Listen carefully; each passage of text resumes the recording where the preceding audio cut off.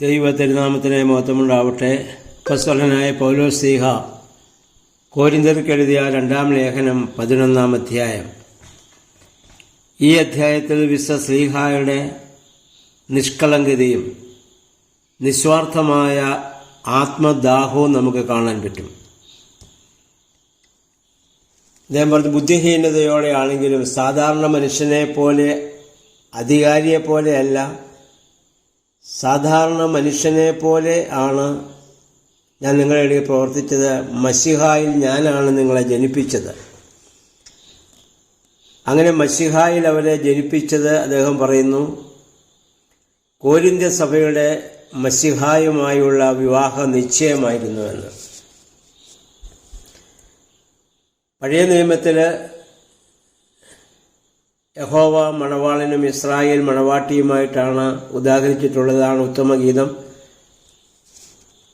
അതുകൊണ്ട് നമ്മുടെ വിവാഹ ഉദാശയിലും ഇങ്ങനെയൊരു ആശീർവാദ പ്രാർത്ഥനയുണ്ട്. മിസ്രയീമിൽ നിന്ന് കൂട്ടിക്കൊണ്ടുവന്ന മണവാട്ടിയോട് ഉടമ്പടി ചെയ്യുവാനായി സീനായി മലയിൽ ഇറങ്ങി വന്ന മഹോന്നതൻ നമ്മളെ ഈ സംഘം മുഴുവനെയും വാഴ്ത്തുമാറാകട്ടെ.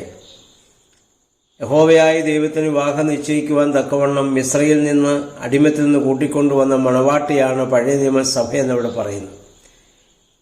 ആ വിവാഹ നിശ്ചയമായിരുന്നു സീനായി ഉടമ്പടി മോശയ്ക്ക് 10 കൽപ്പനകൾ കൊടുത്തത്. അതുകൊണ്ടാണ് യഹോവയായ ദൈവം 10 കൽപ്പന കൊടുത്തിട്ട് മോശയോട് പറഞ്ഞു, ജനം ഇതനുസരിക്കുമ്പോൾ ഞാൻ അവർക്ക് ദൈവവും അവരെൻ്റെ ജനവുമാണ്. എന്ന് അതിൽ നിന്ന് അകലുന്നോ അന്ന് ഞാൻ അവരുടെ ദൈവവും അവരുടെ ജനവുമായിരിക്കുകയില്ല. അതൊരു വിവാഹ ഉടമ്പടിയാണ്, അല്ലെങ്കിൽ എൻ്റെ എൻഗേജ്മെൻ്റ് ആയിരുന്നു. പിന്നെ നടക്കേണ്ടത് കിരീടവാഴ്വാണ്. മോതിരവാഴ്വിൻ്റെ ശുശ്രൂഷയാണത്. പിന്നെ നടക്കേണ്ടത് കിരീടവാഴ്വാണ്. അതാണ് ഒന്നിച്ച് താമസിക്കാനുള്ള അവസരവും അനുവാദവും അവിടെയാണ്.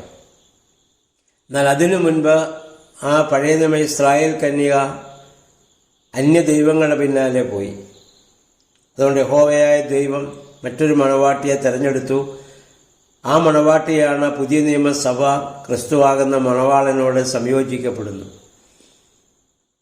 അതാണ് മോതിരവാഴ്വിൻ്റെ ശുശ്രൂഷ നടക്കുന്നതായി നമ്മുടെ വിവാഹ കൂദാശയിലെ മോതിരവാഴ്വിൽ പാടുന്നുണ്ട്. എന്നെ മാമോദീസായിൽ ആത്മീയ ആയുധമണിയിച്ചാൻ വിരലിന്മേൽ മെയ്രക്തങ്ങൾ മോതിരമായിട്ട് 10 പേർ കേറി. ഇപ്പോൾ ക്രിസ്തുവിൻ്റെ മണവാട്ടിയായി തീരുവാൻ തക്കവണ്ണം കൊരിന്ത്യ സഭയെ ഒരുക്കിയത് അപ്പോസ്തലനായ പൗലോസ് ശ്ലീഹ ആണ്. നമ്മൾ സ്ഥാനമേറ്റ് ക്രിസ്തുവിനോട് ചേർക്കപ്പെടുമ്പോൾ നമ്മളും യേശുക്രിസ്തുവുമായുള്ള വിവാഹ ഉടമ്പടി അവിടെ നടക്കുന്നു. ഇനിയുള്ളത് കിരീടവാഴ്വ്. അതാണ് ക്രിസ്തുവിൻ്റെ 2ാമത്തെ വരവ്. ആ വരവിന് വേണ്ടി നമ്മൾ നോക്കിപ്പാർക്കുകയാണ്. വിവാഹ നിശ്ചയം കഴിഞ്ഞ ഒരു മണവാട്ടി മണവാളൻ്റെ ഭവനത്തെക്കുറിച്ചും മണവാളനെക്കുറിച്ചും മാത്രമാണ് ഇനി ചിന്തിക്കുക. അതുകൊണ്ടാണ് ബുദ്ധിയുള്ള കന്യകമാരുടെ ഉപമ നമ്മുടെ കർത്താവ് നമ്മെ പറഞ്ഞു പഠിപ്പിച്ചത്. മണവാളൻ എപ്പോൾ വരുമെന്നറിഞ്ഞുകൂടാത്തതിനാൽ വിളക്കിൽ എണ്ണയുമായി പ്രതീക്ഷയോടെ കാത്തിരിക്കുക. ഇതാണ് നമ്മുടെ പ്രത്യാശ.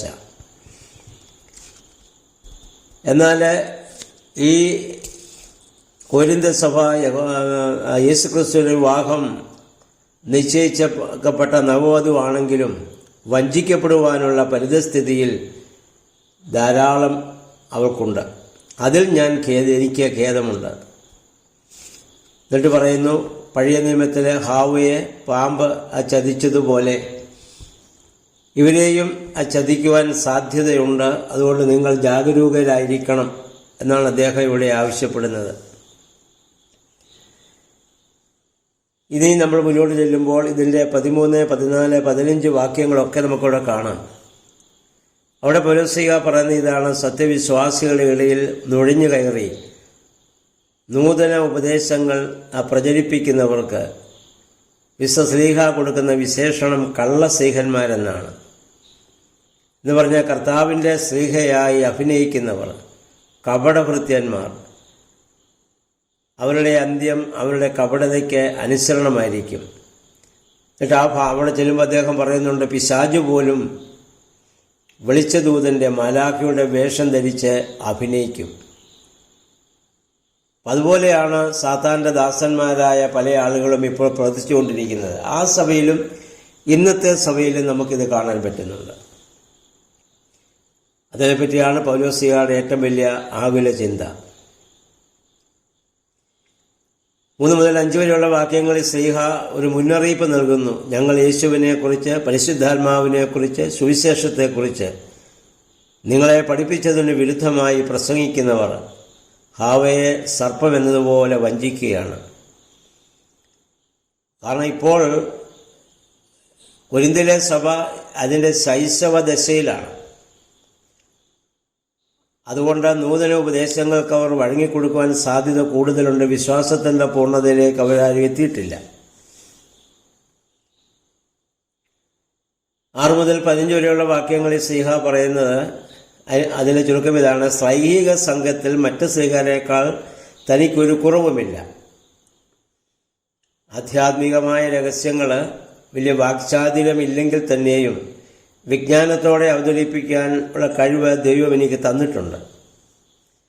എന്നാൽ ഞാൻ സ്വയം താഴുകയും നിങ്ങളിൽ നിന്ന് സാമ്പത്തിക പ്രതിഫലം പറ്റാതിരിക്കുകയും ചെയ്തത് എൻ്റെ അധസ്ഥിതി ബോധം മൂലമാണെന്ന് നിങ്ങൾ തെറ്റിദ്ധരിക്കുകയാണ്. എന്ന് പറഞ്ഞാൽ ഞാൻ ഏതാണ്ട് വലിയവനാണ് എന്നതുകൊണ്ടാണ് നിങ്ങളുടെ സംഭാവന സ്വീകരിക്കാതിരിക്കുന്നതെന്ന് നിങ്ങൾ തെറ്റിദ്ധരിക്കരുത്.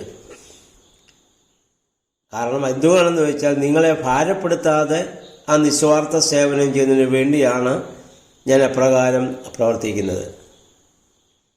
അദ്ദേഹം പറഞ്ഞു, നിങ്ങൾ എന്നെ തെറ്റിദ്ധരിച്ചാലും ഞാൻ നിങ്ങളെ സ്നേഹിക്കുന്നുവെന്ന് എൻ്റെ ദൈവം അറിയുന്നുണ്ട്. 21-22 വാക്യങ്ങളിൽ അബ്രഹാമിൻ്റെ സന്തതി എബ്രായരാണ്, ഇസ്രായേലിയരാണ്. അവർ മശിഹായുടെ ശുശ്രൂഷകരാണെന്നുള്ള അഹംഭാവത്തോടെ ആ ദുരുപദേഷ്ടാക്കൾ എന്ന് പറഞ്ഞാൽ യഹൂദീകരണവാദികൾ അഭിമാനിക്കുന്ന അതേ അളവിൽ തന്നെ എനിക്കും അഭിമാനിക്കാൻ പറ്റും. കാരണം ഞാനും അബ്രഹാമിൻ്റെ സന്തതിപ്പെട്ടവനാണ്, എബ്രായനാണ്, ഇസ്രായേലിലാണ്, മശിഹായെ ശുശ്രൂഷിക്കുന്നവനാണ്. എന്നാൽ ഞാനും അവരുമായി പ്രകടമായ വ്യത്യാസമുണ്ട്.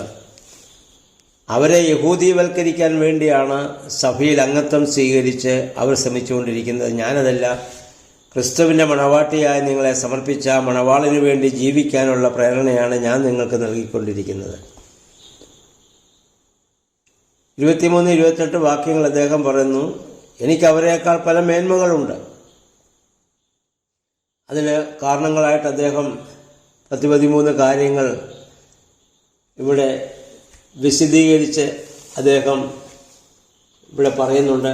ക്രിസ്തുവിന് വേണ്ടി താൻ സഹിച്ചതായ ത്യാഗങ്ങൾ അവരെക്കാൾ, എൻ്റെ 23 വാക്യം, അവരെക്കാൾ വളരെയേറെ ഞാൻ അധ്വാനിച്ചു, വളരെ കൂടുതൽ കാരാഗ്രഹവാസം ഞാൻ അനുഭവിച്ചു, എണ്ണമറ്റ വിധം ഞാൻ പ്രഹരമേറ്റു, പലതവണ മരണഭക്തരത്തിൽ അകപ്പെട്ടു, 5 പ്രാവശ്യം യഹൂദരുടെ കൈകളിൽ നിന്ന് ഒന്നുകുറയെ 40 അടി വീതം ഞാൻ കൊണ്ടു.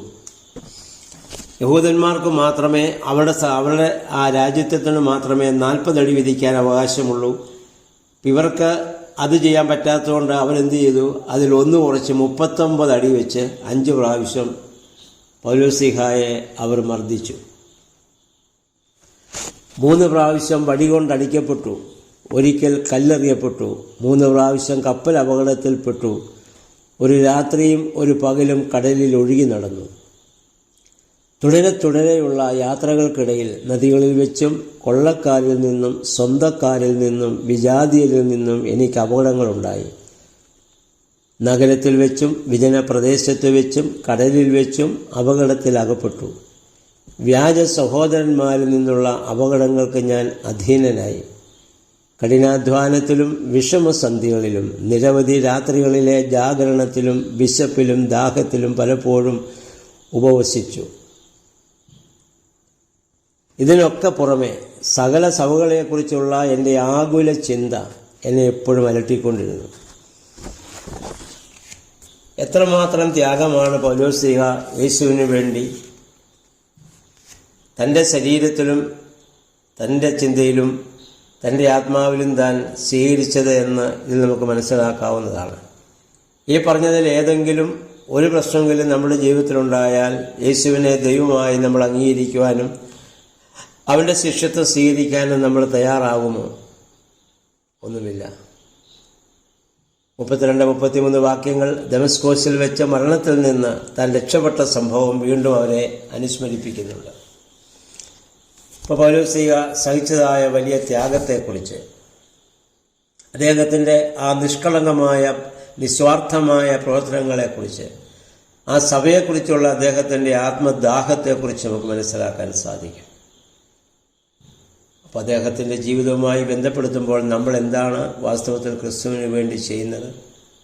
നമ്മുടെ ഭൗതികമായ ചില ആവശ്യങ്ങൾ നിറവേറ്റപ്പെടുന്നതിന് വേണ്ടി മാത്രമാണ് നമ്മൾ കർത്താവിനെ സ്നേഹിക്കുകയും ആരാധിക്കുകയും ചെയ്യുന്നതെങ്കിൽ നമ്മളാരും വിശ്വാസികളല്ല. സമൂഹത്തിന് വേണ്ടി, മറ്റുള്ളവർക്ക് വേണ്ടി, സഭയ്ക്ക് വേണ്ടി ത്യാഗം സഹിക്കാൻ നമ്മൾ തയ്യാറാകണം. അപ്രകാരം ഒരു ജീവിതം നയിക്കുവാൻ പരിശുദ്ധാത്മാവെ ഞങ്ങളെ ശക്തീകരിക്കണമേ എന്ന് നമുക്ക് പ്രാർത്ഥിക്കാം. ഇന്നത്തെ ഈ 11-ാം അധ്യായം വായിച്ച് അതിന് കർത്താവിൻ്റെ സന്നിധിയിൽ, പരിശുദ്ധാത്മാവിൻ്റെ സന്നിധിയിൽ നമ്മെ തന്നെ പൂർണ്ണമായി നമുക്ക് സമർപ്പിക്കാം.